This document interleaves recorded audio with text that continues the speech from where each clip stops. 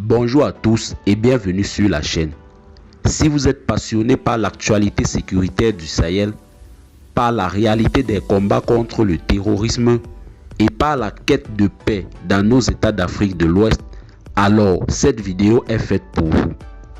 Ici, nous décodons les faits, analysons les situations et donnons la parole à ceux que l'on entend rarement. Avant d'aller plus loin, pensez à vous abonner à la chaîne, à activer la cloche de notification et à liker cette vidéo. C'est gratuit, mais cela nous aide énormément à continuer ce travail d'information indépendante. Merci à tous pour votre soutien. Aujourd'hui, nous abordons un sujet brûlant, un sujet délicat mais crucial. L'avertissement lancé par Amadou Koufa, chef de la Katiba Massina, au gouvernement malien.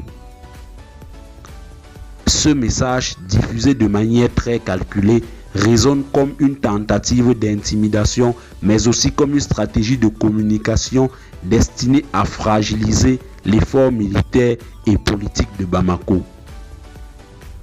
Nous allons décortiquer cet avertissement, comprendre son contexte, analyser ses conséquences possibles et interroger les choix à venir du gouvernement de transition dirigé par le colonel Assimi Goïta.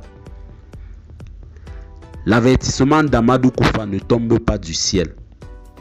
Il s'inscrit dans une séquence marquée par une intensification des opérations militaires menées par les forces armées maliennes soutenues par leurs partenaires russes du groupe Africa Corps.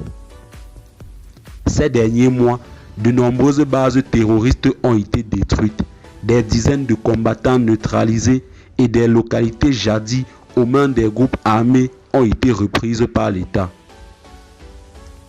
Ce rééquilibrage du rapport de force sur le terrain met clairement la pression sur les chefs terroristes, dont Amadou Koufa, qui se voit acculé dans ces zones de repli traditionnelles du centre du Mali. Dans ce contexte, l'enregistrement diffusé par Amadou Koufa ressemble à une tentative désespérée de faire passer un message politique et psychologique. Il y met en garde les autorités de Bamako contre une poursuite aveugle de la guerre, appelant à un dialogue entre musulmans et menaçant de réponse proportionnelle à toute offensive contre ces troupes. Ce langage ambigu, à la fois menaçant et diplomatique, vise surtout à créer un climat de peur dans l'opinion, à semer le doute au sein des populations et à freiner l'élan des forces armées maliennes. Mais pourquoi ce message maintenant? La réponse se trouve peut-être dans les récentes défaites du groupe. Plusieurs sources sécuritaires font état de la perte de cadres importants dans la hiérarchie de la Katiba Massina. Les opérations menées dans la région de Mopti, de Ségou et de Bandiagara ont sérieusement entamé la capacité de nuisance du groupe. De plus, l'axe stratégique entre le centre et le nord est de plus en plus contrôlé par l'armée malienne, ce qui isole Amadou Koufa de ses soutiens logistiques et humains. Dans ces conditions, l'avertissement prend la forme d'un aveu de faiblesse déguisé. Il tente de transformer une position défensive en posture politique. Mais cela suffira-t-il à faire plier les autorités maliennes? Rien n'est moins sûr. Depuis la montée en puissance du partenariat russo-malien et le renforcement des capacités logistiques, l'armée malienne semble avoir franchi un cap. Les récentes démonstrations de force, comme les opérations combinées dans les zones forestières du Massina, ont montré une réelle volonté d'éradiquer les foyers terroristes. Il faut aussi noter que les messages d'Amadou Koufa visent un public plus large. Il cherche à influencer les jeunes, les leaders religieux, les populations rurales en quête de protection. Il utilise une rhétorique religieuse, parfois populiste, pour présenter ses actions comme une forme de défense de l'islam, alors qu'en réalité, Ces opérations ciblent aussi bien les civils que les militaires. Ce double langage est un trait caractéristique des mouvements djihadistes dans la région.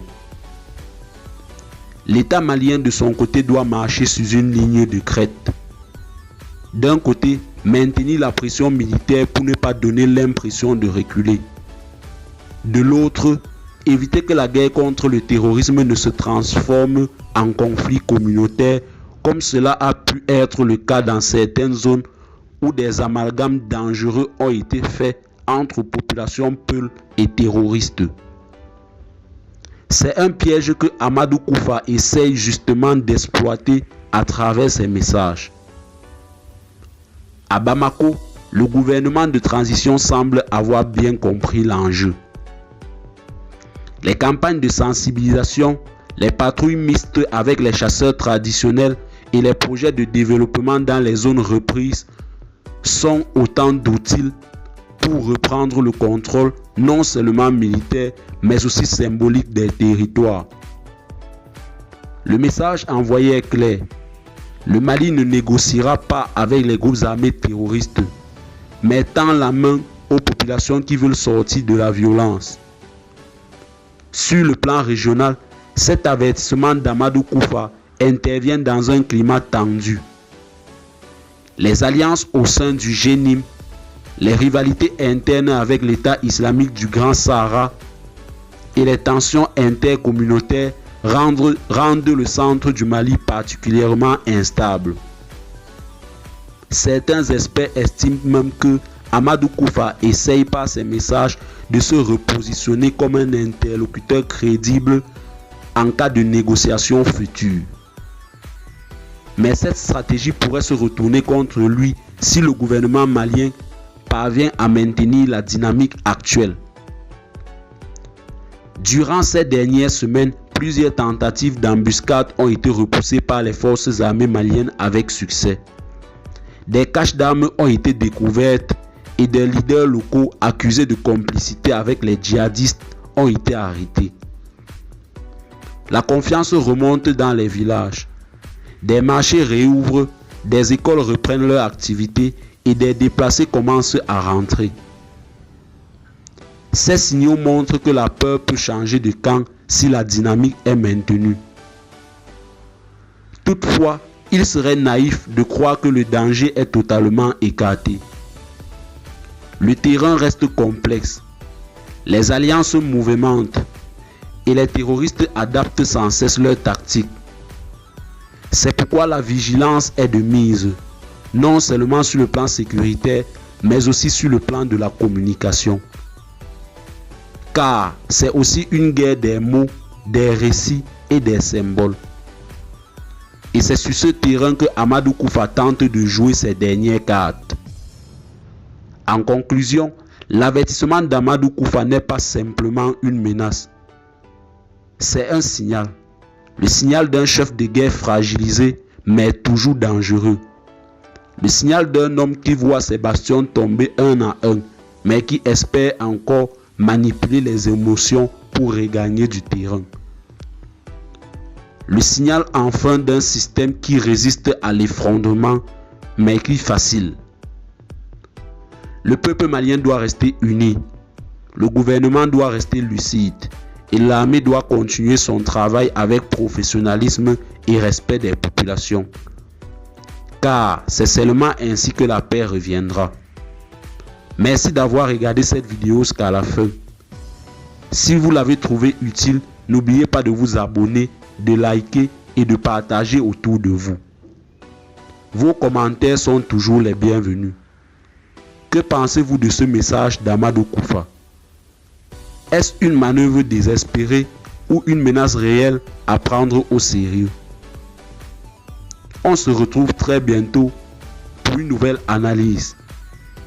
D'ici là, prenez soin de vous et restons vigilants.